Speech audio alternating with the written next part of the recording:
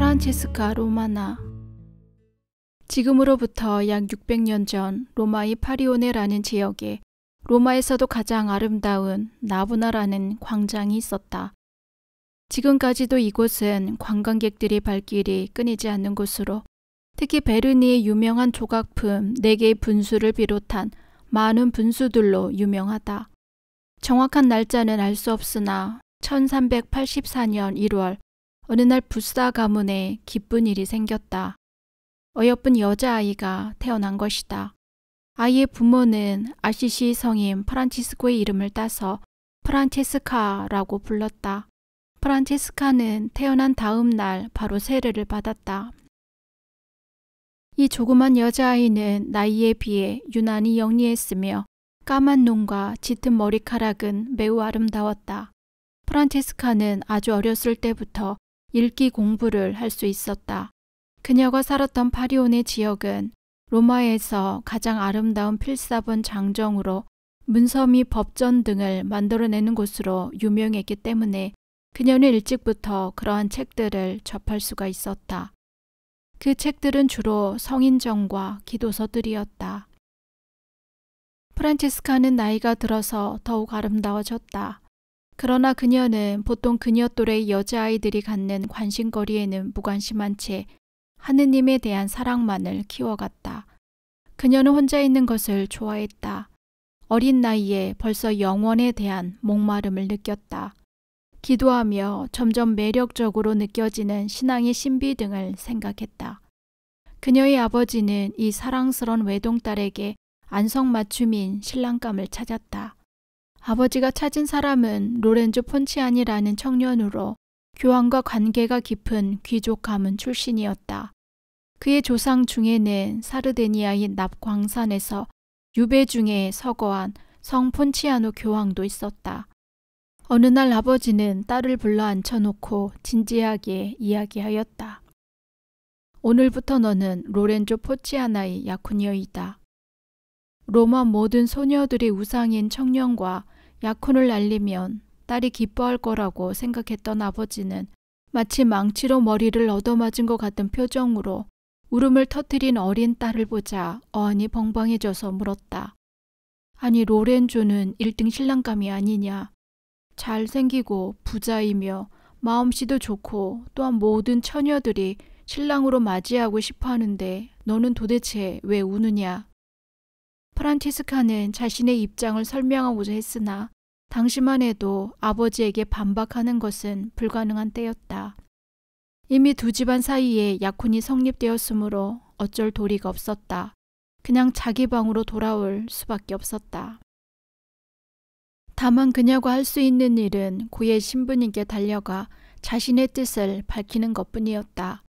고의 신부님 역시 아버지의 뜻에 따르라고 권했다. 프란체스카에게 이것은 너무나 큰 시련이었다. 수년 동안 지녀왔던 꿈이 수포로 돌아가는 순간이었다. 그녀의 희망인 어머니마저 보통 어머니들이 딸이 결혼하여 행복하게 잘 살기를 바라듯이 로렌조와 결혼하여 행복하기를 진심으로 바라고 있었다. 시리에 빠진 프란체스카는 주님이 자신을 저버린 것이라고 생각했다. 자기 방에 틀어박혀 울고 있는데 마침 성 아네스 성당의 정오 미사에서 부르는 노랫소리가 들려왔다. 프란체스카는 한 번도 빠지지 않고 이 미사에 참여했었다. 그때 기도 중에 성모 마리아가 하시는 말씀 가운데 자, 주님의 어여쁜 시녀여, 주님의 뜻대로 하여라 라는 부분이 갑자기 그녀의 가슴에 와닿았다. 즉 주님이 자신을 시험하시어 그분의 뜻대로 하도록 명령하는 것이라 여기고 곧 눈물을 닦고 아버지에게 달려가 로렌조를 신랑으로 맞을 준비가 되었다는 것을 알린다.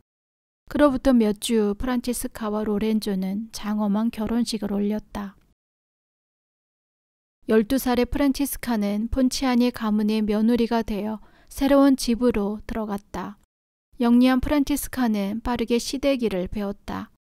그녀는 능숙하게 맡은 소임을 행하고 남편의 청에 따라 신분에 맞는 옷과 보석을 몸에 꾸몄다. 그러나 로마의 상류층 부인들과는 다르게 사치와 허영을 멀리했다. 무도회, 극장 등 사교에 참석하지 않았으며 시간이 나면 늘 하느님께 기도했다. 그녀는 폰치아네 집안에서 그녀와 뜻을 같이 하는 동료를 만났는데 바로 로렌조의 누이인 반누차였다. 다행히 프란치스카와 취향이 비슷하여 둘은 곧 절친한 친구가 되었다. 집안의 하인들은 새로운 안주인이 여느 부인들과는 다르다는 것을 곧 알아챘다. 그들은 프란치스카의 깊고 정숙한 눈빛에서 보이는 성스러움 때문에 그녀를 존경하게 되었고 자신들의 행동과 말 하나하나에도 조심하여 상스러운 욕을 하지 않게 되었다. 프란치스카는 거만하지 않았으며 하인들을 전혀 다르게 대했다. 항상 친절하게 마치 가족이 한 사람처럼 대하였다. 600년 전은 지금과 달라서 하인들은 주인 앞에서 허리를 굽혀야 했고 바라볼 수도 없었으며 항상 무서움에 떨어야 했는데 이런 프란치스카의 새로운 태도는 당시로서는 가히 혁명적인 것이었다. 그녀는 하인들이 병이 나면 약을 들고 찾아가 간호하였다. 뒷날 그녀를 성녀로 시성할 것을 결정하는 공판에서 어느 증인은 그때의 일들을 회상하면서 다음과 같이 말을 했다. 하인들을 마치 자기 형제처럼 인내와 정성으로 돌보았습니다. 프란치스카는 강한 성격이 소유자였다. 그녀는 뛰어난 통솔력을 지녔고 따라서 집안일을 아주 지혜롭게 해나갔다. 정확한 시간과 계획을 짜서 일을 진행했으므로 집안 모든 사람들은 그녀에 대해서 아무런 불평이 없었다. 그러나 그녀의 시어머니는 며느리가 축제나 무도회 등에는 전혀 참석하지 않고 항상 교회와 기도에만 전념하는 것을 보고 사람들이 수군거리는데 신경이 쓰였다. 그녀의 시아버지도 걱정거리가 생겼는데 그것은 항상 자기 집 문 앞에 거지들과 가난한 무리들이 떼를 지어 있는 것이었다. 거지들은 항상 프란체스카가 무언가 나눠주기를 기다리고 있었다. 처음에는 몇몇 사람들이었지만 차츰 이 집에 너그러운 안주인이 있다는 소문이 나자 많은 사람들이 몰려들었다. 이런 사람들에 대해 프란치스카의 생각은 지극히 단순한 것이었다. 즉 예수님께서 병들고 가난한 이들에게 하셨듯이 너희들이 이런 자들을 보면 곧 나를 보듯이 하여라 라는 것이었다. 그러나 이렇게 나눠주는 가운데 집안의 곡식은 점점 줄어들었고 포도주 창고도 마르게 되었다. 그러자 집안 사람들은 불평을 하기 시작했고 그들은 프란치스카의 시아버지에게 며느리의 손이 너무 크다고 일렀다. 어느 날 시아버지는 참을성을 잃고 화를 냈다. 그도 역시 가톨릭 신자이며 너그러운 사람으로 여유가 있으면 다른 사람에게 나누어도 주고 주일마다 봉헌도 넉넉히 하였다. 그러나 다른 사람들에게 매일같이 나누어 줌으로써 자신의 재산이 너무 많이 빠져나가자 며느리가 관리하던 창고의 물건들을 다른 창고로 옮겨버렸다. 프란치스카는 이러한 사정도 모르고 창고 문을 열었다. 곡식은 하나도 없고 나달 몇 개만이 땅에 뒹굴고 있었다. 시아버지 뜻을 알아챈 프란치스카는 기도를 한 다음 나달 몇 개를 키에 놓고 까불었다.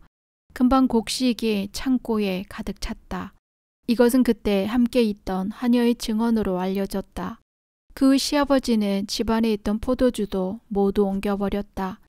이것을 모르는 채 하고 있던 프란치스카는 어느 날 시아버지에게 가난한 사람들에게 포도주를 나누어 줄 것을 간청했다.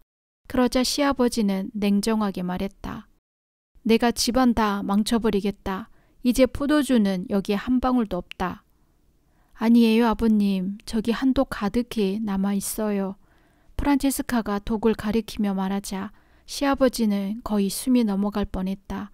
왜냐하면 며느리가 가리키는 독 안에 정말 포도주가 가득히 넘치고 있었기 때문이다. 자, 창고 열쇠 여기 있다. 이곳은 이제 내가 알아서 하여라. 시아버지는 보통 사람과 다른 며느리에게 그 뒤로는 아무런 참견도 하지 않았다. 결혼한 지 얼마 후 프란치스카는 어떤 의사도 병명을 알아내지 못하는 이상한 병에 걸려 가족들을 놀라게 했다. 일종의 식욕부진으로 완전히 식욕을 상실하게 되어 거의 몸을 가누지 못할 정도로 쇠약해졌다. 날이 갈수록 몸은 여위어 갔고 그나마 억지로 먹은 음식들은 곧바로 토해냈다. 가장 걱정을 하는 사람은 친정아버지였다.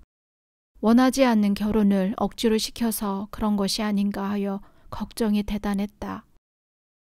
그녀의 아버지는 무당을 시켜 구술한 후 무당을 간호사들과 함께 딸에게 보냈으나 프란체스카는 곧 무당을 알아보고 침대에서 벌떡 일어나 그녀를 쫓아보냈다. 알렉시오 성인 축일 전날 밤 알렉시오 성인이 프란체스카 앞에 나타나 그녀의 병이 곧 나을 것을 예언했다. 다음 날 죽어가던 그녀가 눈을 뜨자 병은 말끔히 사라졌다. 그녀는 신우의 반노차와 함께 알렉시오 성당에 가서 감사의 기도를 드렸다. 이 기적을 계기로 두 여인은 더욱 기도에 전념할 것을 약속했다. 그들은 정원의 한 구석에 바위가 움푹 들어간 곳을 운둔 장소로 정하여 십자가와 마리아 상을 모셔놓고 시간이 나는 대로 그곳에 가서 기도하였다. 프란치스카는 또 고의 신부의 허락하에 그녀의 영혼이 육신보다 우월하다는 증거로 일종의 수도복과 같은 것을 입게 되었다. 이는 또한 하느님이 적인 악마의 유혹을 물리치기 위함이기도 했다. 프란체스카의 시성조사 과정에서 여러 증인들이 이 악마와의 투쟁에 대하여 많은 이야기를 했다. 예를 들면 어느 날 보이지 않는 손이 성 베드로 성당에서 집으로 돌아오는 프란체스카를 테베라 강에 빠뜨렸다는 것이다. 이 보이지 않는 손은 종종 그녀를 구타하고 여기저기 멍이 들게 하였다고 한다. 프란체스카는 17살 되던 해에 예쁜 사내 아이의 엄마가 되었다. 아들의 이름은 조반니 바티스타였다. 그녀는 그를 하느님의 사랑으로 키웠다. 얼마 후 시어머니가 돌아가시자 프란체스카는 모든 집안 살림을 맡아서 하게 되었다. 아직 어린 나이였으나 모든 것을 다 잘 처리했고 로마의 가장 중요한 가문을 이끄는 위치에 서게 되었다. 조용한 나날들이 지나고 폭풍우가 몰아치기 시작했는데 모든 성인들의 삶이 그렇듯이 프란체스카의 삶도 어려움과 고난의 연속이었다. 1403년 둘째 아들 조반니 에반젤리스타가 태어났는데 이 아이는 미래를 내다보는 신기한 힘을 가지고 있었다. 그는 어느 날 아버지 품에 놀고 있던 중 주먹으로 아버지의 옆구리를 치며 말을 했다. 아빠, 나중에 이곳을 다치실 거예요. 그런데 몇 년 후 로렌조는 정말 그곳을 다치게 되었다. 세 번째로 딸을 낳았는데 둘째 아들과 이 딸은 몇 년밖에 못 살고 죽었다. 아들 에반젤리스타는 9살에 딸 아녟스는 일주일 후 페스트에 걸리고 말았다. 그런데 아들이 죽은 후 이상한 일이 발생했다. 프란체스카는 곁에 수호 천사가 항상 있는 것을 보게 되었다. 그녀의 눈에 이 아기 천사는 어린 남자의 모습으로 에반젤리스타와 흡사했고 다만 좀 더 키가 크고 머리숱이 많고 길었으며 항상 희고 긴 옷을 입고 있었다. 프란체스카는 신부님께 이 사실을 알렸으나 신부는 그녀가 약간의 정신착란 증상이 있다고 생각하며 믿지 않았다. 이러한 신부의 생각을 알아차린 프란체스카는 나는 정신착란 증상을 일으키지도 않을 뿐더러 거짓말도 안 합니다. 라고 하였다. 프란체스카와 반노차가 자주 가는 트라스테베레의 산타마리아 성당 신부들도 그들이 성체를 너무 자주 모시는 것에 불만이 있었다. 그래서 신부들은 축성하지 않은 밀떡을 나누어 주기로 했다. 수호 천사한테 이 소식을 전해들은 프란체스카는 신부에게 말을 했다. 부끄러워 얼굴이 빨개진 신부는 즉시 잘못을 고백했고 창피당하고 싶지 않거든 성인들을 놀리지 말라는 옛 속담을 되새겨보게 되었다. 악마와 프란체스카의 사이에 전쟁은 계속되었다. 한 번은 보이지 않는 손이 그녀를 계단에서 밀어버리기도 했고 또 한 번은 그녀의 머리채를 휘어잡고 발코니에서 밀어버리겠다고 위협하기도 했다. 그 후로 그녀는 검고 긴 아름다운 머리카락을 짧게 잘라버렸다. 이런 시련으로 그녀는 더욱 강해졌고 신앙심은 더욱 깊어져 갔다.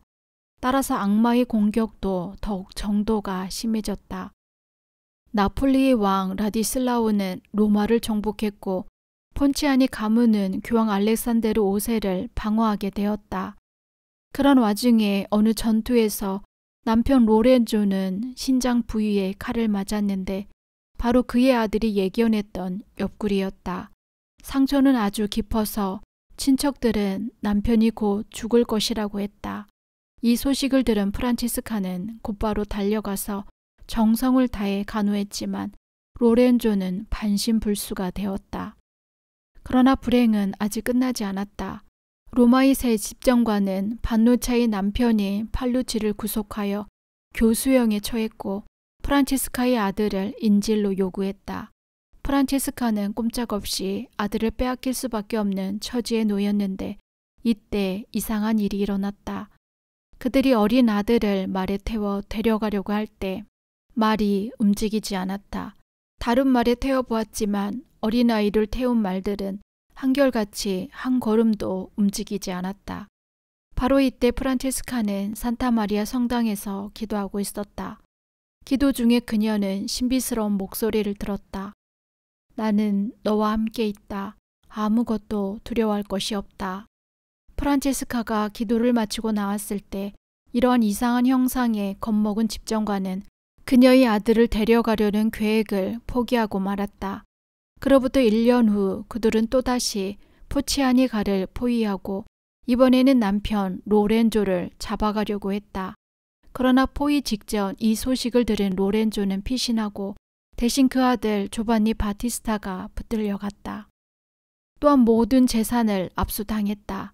이로 인해 로마에서 가장 부유했던 여인이 하루아침에 가난하고 또 아들마저 빼앗긴 가엾은 여인이 되어버렸다. 그러나 프란체스카는 그리스도의 가르침을 저버리지 않고 그녀의 집을 가난하고 병든 자들의 안식처로 삼았다. 그녀는 또한 신앙의 동지인 시누이 반누차와 함께 산에서 땔감 나무를 하기도 하고 부잣집으로 동량을 다니면서 자기를 위해서가 아니라 타인을 위한 희생을 했다. 프란체스카와 시누이 반누차는 있는 힘을 다해 병자들을 도왔다. 프란체스카는 모든 병을 고치는 일종의 연고를 만들었는데 이 연고와 프란체스카의 손이 닿으면 환자들의 병이 완치되곤 하였다. 한 번은 한 나무꾼이 나무를 자르다가 도끼가 빗나가 자기 발등을 찍어 거의 발이 잘라져 나갈 정도였다. 외과 의사들은 모두 고칠 수 없다고 포기했는데 프란체스카는 그의 상처에 자기가 만든 연고를 발라주고 하느님께 기도했다. 그러자 며칠 후 이 나무꾼은 마치 아무 일도 없었던 것처럼 걸어 다닐 수가 있게 되었다. 또 어떤 사람은 결투를 하다가 겨드랑이 쪽에 칼을 맞아 심한 상처를 입었는데 몹시 가난하여 의사에게 치료를 받을 수 없는 형편이었다. 프란체스카는 그 상처에 연고를 발라주고 그의 머리맡에서 기도했다. 그러자 얼마 지나지 않아 역시 상처가 아물고 곧 정상으로 돌아왔다. 인생이 항상 그렇듯이 고통이 지나간 후에는 반드시 기쁨이 찾아온다. 나폴리 왕이 죽자 로마는 다시 평화를 찾았다. 폰치아니 가문에도 로렌조, 조반니 바티스타가 돌아와 활기를 되찾았다. 압류되었던 재산도 되돌려받아 프란체스카는 대단히 기뻐했다. 왜냐하면 다시 불행한 사람들을 돌볼 수 있게 되었기 때문이다. 집으로 돌아온 남편 로렌조는 페스트로 사랑하는 아들과 딸이 죽었다는 슬픈 소식을 접하자 자기를 이렇게 만든 장본인에게 복수할 기회만을 노리고 있었다. 이를 눈치챈 프란체스카는 직접 만류하지 않고 남편으로 하여금 다 헛된 일이라는 것을 깨닫게 하여 원수도 용서하게끔 만들었다. 이젠 로렌조도 자기 아내가 보통 다른 여인처럼 평범한 사람이 아니라 로마 전체의 아니 가톨릭 교회의 전체의 사람임을 인정하고 아내가 자신에게서 벗어나 병들고 가난한 사람들을 위해 봉사할 수 있도록 도와주었다. 로마에 살고 있는 사람들은 대부분 그녀가 성녀처럼 생각하게 되었다. 하지만 몇몇 잘난 체 않은 귀족들은 폰치아니 가문의 여인이 그런 일을 한다고 헐뜯었다. 그러나 프란치스카는 이러한 말들에 귀를 기울이지 않았다. 오히려 그녀의 친구들에게 자신은 트라스테베레의 가난뱅이 여인이라고 부르도록 하였다. 그녀의 친척 중에는 항상 남에게 멋있게 보이려고 애쓰며 잔치나 보석 등에 탐닉하고 있는 젤티레차라고 불리우는 여인이 있었다. 그녀가 있는 곳에는 언제나 남자들이 몰려들었다. 그녀는 프란치스카에게 너는 가난뱅이가 되려고 세상에 태어났다고 놀렸지만 프란치스카는 한 번도 말대꾸하지 않았다. 그러던 어느 날 그녀의 심한 모욕에 견디다 못해 한마디만 했다. 너도 곧 세상의 주인이신 하느님께 무릎을 꿇게 될 거야.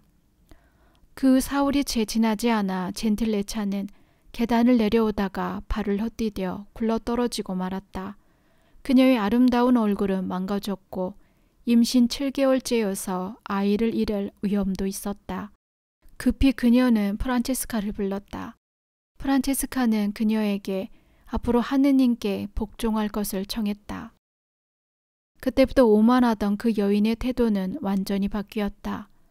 후에 그녀는 온 로마의 성실한 그리스도교 신자로 소문이 나게 되었다. 프란체스카의 가정에도 평화가 왔다.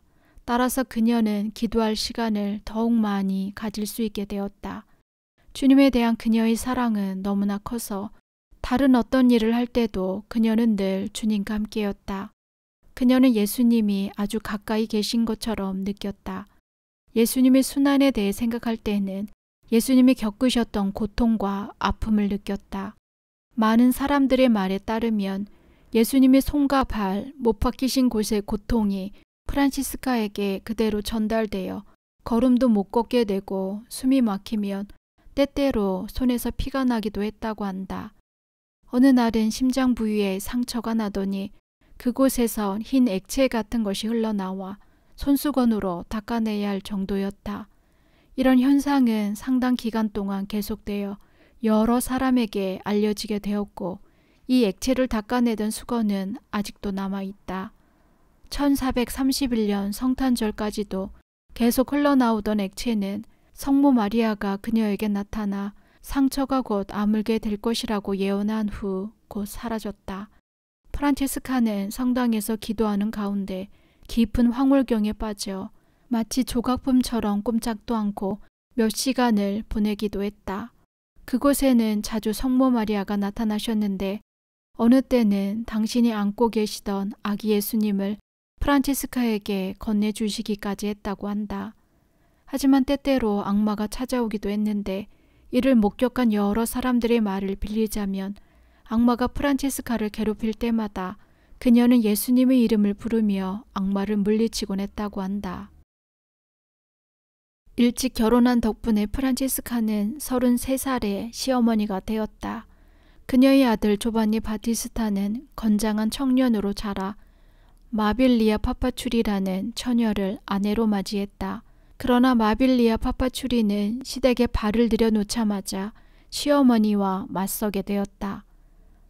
마빌리아는 고집이 셀 뿐 아니라 사치를 좋아하고 누구에게나 명령하려고 하는 그런 성격의 소유자였다. 따라서 자기 시어머니가 누더기를 걸치고 가난한 사람들을 상대하는 것을 수치스럽게 여기고 있었다. 이에 대해 프란체스카는 가타부타 말이 없었는데 어느 날 이 어린 며느리에게 새로운 가르침을 주게 된다.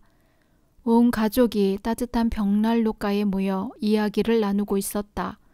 며느리는 어머니 때문에 온 로마 사람들이 우리를 비웃는다며 시어머니에게 면박을 주었다. 그러나 이 말이 채 끝나기도 전에 그녀의 입이 굳어지면서 온 전신이 마비되는 고통을 느꼈다. 프란체스카는 며느리를 침대에 눕히고 부드러운 손으로 심장 부위를 만지며 안정시키자 며느리는 모든 아픔이 사라지면서 정상으로 돌아왔다. 침대에서 일어난 며느리 마빌리아는 완전히 딴 사람이 되어 시어머니의 일을 돕는 훌륭한 조수가 되었다. 이러한 변화를 가장 기뻐한 사람은 그녀의 남편으로 어머니와 아내 사이에서 아주 곤란했던 자신의 불편함이 해소되어 어머니를 더욱 공경하게 되고 부인을 더욱 사랑하게 되었기 때문이다. 이제 폰치아니 가문의 저택은 가난한 이들의 수용소이자 병자들을 돌보는 병원이었으며 굶주린 이들에게 식량을 주는 사랑의 집이 되었다. 그리고 그곳에서 멀지 않은 곳에 프란체스카의 시아버지 안드레오초는 더 심한 병자들을 수용하기 위해 병원을 건립했다. 위로를 필요로 하는 사람들이 있는 곳에는 언제나 프란체스카와 반노차가 있었다.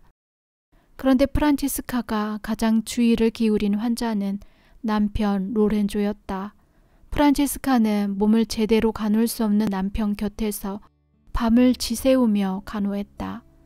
다행히도 그녀는 건강한 편이었다고 한다.